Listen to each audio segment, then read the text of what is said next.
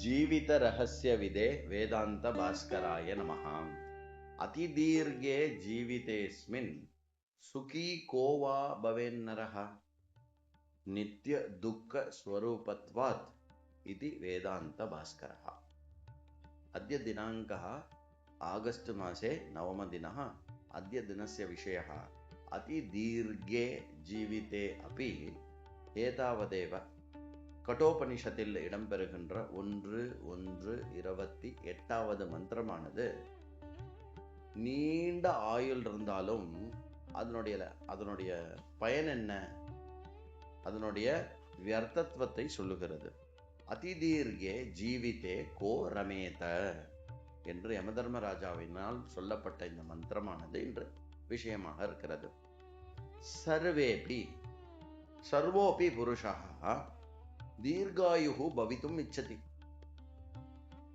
देवालयादीन् गत्वा तत्र अष्टोत्तरशतसहस्रनाम पूजा अभिषेकादीन् कारयद्भिः भक्तैः देवता सन्निधौ क्रियमाणः संकल्पो नाम दीर्घ आयुर् आरोग्य ऐश्वर्यभिर् अभिवृद्ध्यर्थम् इत्येव.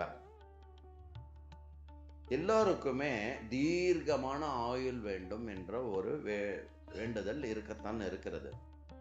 கோவிலுக்கு சென்று அங்கு அஷ்டோத்திர சதசஹஸ்ர நாமாவளி செய்துவிட்ட பிறகு அந்த பூஜைக்கான சங்கல்பத்துல என்ன சொல்றோம்? தீர்க்கமான ஆயுள், ஆரோக்கியம், ஐஸ்வர்யம்லாம் இருக்க வேண்டும் என்று நாம் செய்கிறோம். ததா சிஷ்யை நமஸ்கிருதாக விருத்தாக வேத புருஷாக தீர்காயுஷ்மான் பவ இத்யேவ ஹி பிரப்ரதமதயா ஆசீர்வாதம் குர்வந்தி. கோவா அல்பாயுர் பூத்வா அகாலே முமூர்ஷுதி ந கோபி.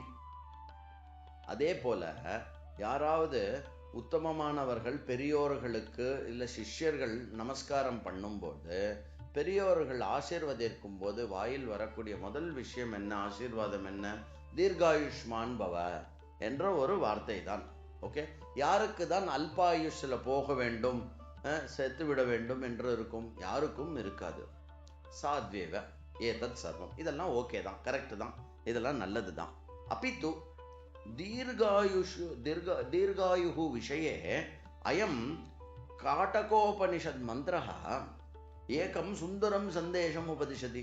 இருந்தாலும் இந்த தீர்க்கமான ஆயுள் இருக்கு இல்லையா, அது சம்பந்தத்துல கட்டோபனிஷத் ஒரு முக்கியமான ஹிண்ட் ஒன்று கொடுக்கறது, சந்தேஷத்தை கொடுக்கறது. என்னது?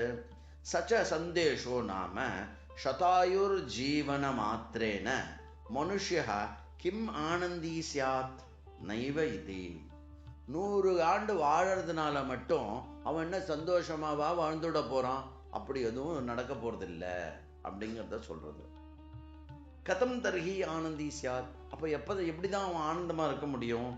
திருப்தியா ஆனந்தா, திருப்தி உடையவனாக இருந்தால் தான் ஆனந்தமாக இருக்க முடியும். விவேகேன ஆனந்தா, வைராகியேன ஆனந்தா, ஆத்மஞானேன ஆனந்தா, நது கேவலம் விஷயபோக ஜீவனமக்ன மாத்திரேன. நீண்ட ஆயுள் கொண்டு விஷயங்களில் போகம் செய்வதனால மாத்திரமே ஒருவன் ஆனந்தமாக இருக்க முடியாது. விவேகத்தினாலும் வைராகியத்தினாலும் ஆத்ம ஞானத்தினால் மாத்திரம்தான் அவன் ஆனந்தமாக இருக்க முடியும். சதாதிக சம்வத்சர பர்யந்தம் ஜீவன மாத்திரேன ஆனந்தீன ஸ்யாத் நரஹ. ஓகே, 100 ஆண்டு வாழ்ந்தாலும் அவன் சந்தோஷமாக ஆனந்தமாக இருக்க போறதில்லை. தாவன் மாத்திரேன ந சுகி பவேத். வெறும் ஒரு 100 இல்லை இன்னிலேருந்து 100 உங்களுடைய ஆயுட்காலத்துக்கு அதிகப்படுத்தினாலும் அதனால மாத்திரமே ஒருவன் சந்தோஷமாக இருந்துவிட முடியாது. ஓம் ஜீவித ரகசிய விதே வேதாந்த பாஸ்கராய நமஹ.